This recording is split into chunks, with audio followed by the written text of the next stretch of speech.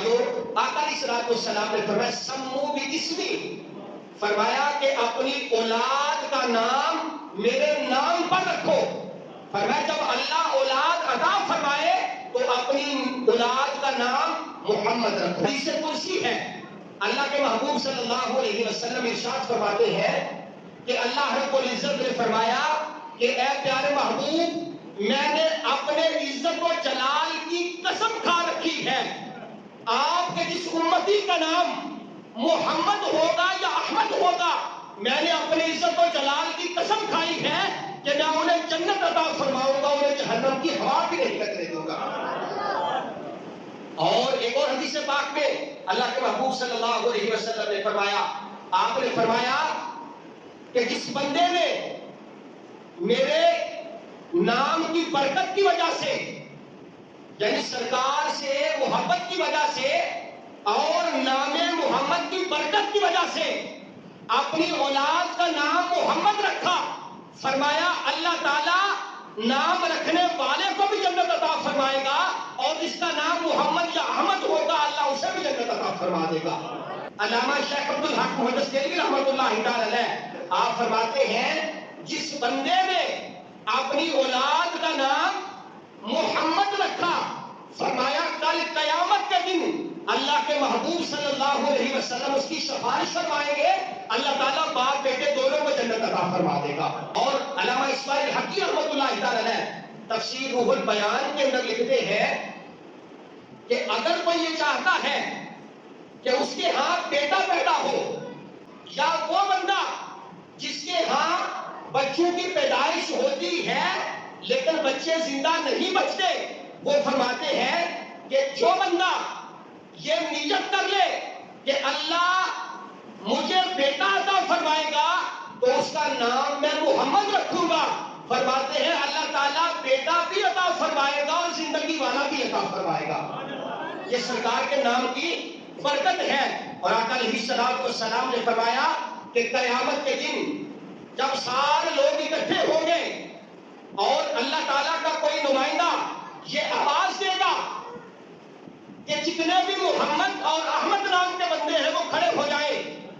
جب بندے کھڑے ہو جائیں گے تو حکم ہوگا کہ تم جنت میں داخل ہو جاؤ۔ وہ اللہ کی بارگاہ میں عرض کریں گے یا اللہ ہمارا کون سا ایسا عمل تھا کہ ہمیں بغیر حساب و کتاب کے جنت عطا فرما دی گئی؟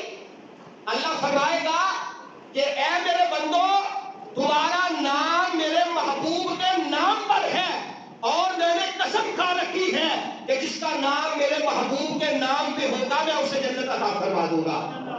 تو تمہارا نام سرکار کے نام پر ہے تو تمہیں جنت عطا فرماتا ہوں۔ صحابہ کرام رضی اللہ تعالیٰ عنہ کی بارگاہ میں عرض کیا گیا جس گھر میں ایک محمد ہو کیا دوسرے بیٹے کا نام محمد رکھا جا سکتا ہے؟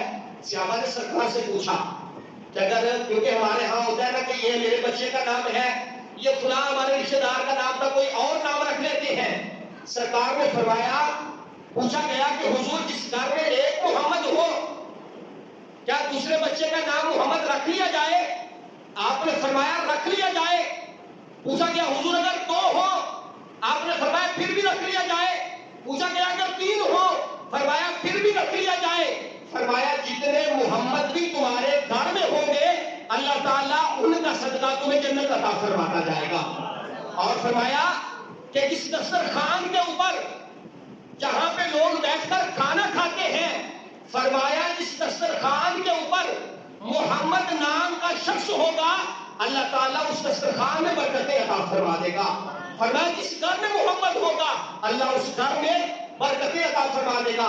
میرے بھائیوں یہ نام نامی اس میں گرامی ایسا ہے کہ حضرت آدم علیہ السلام کو جب اللہ تعالیٰ نے تخلیق فرمایا، پھر جنت میں ٹھہرایا، پھر جنت سے سوئے زمین اتارا، 300 سال تک حضرت آدم علیہ السلام روتے رہے، آگ کی آنکھوں سے آنسو جاری رہے۔ فرماتے جو پرندے تھے وہ حضرت آدم علیہ السلام کے آنسوؤں کا پانی پیتے اور آپس میں باتیں کرتے کہ اس چشمے کا پانی بڑا میٹھا ہے۔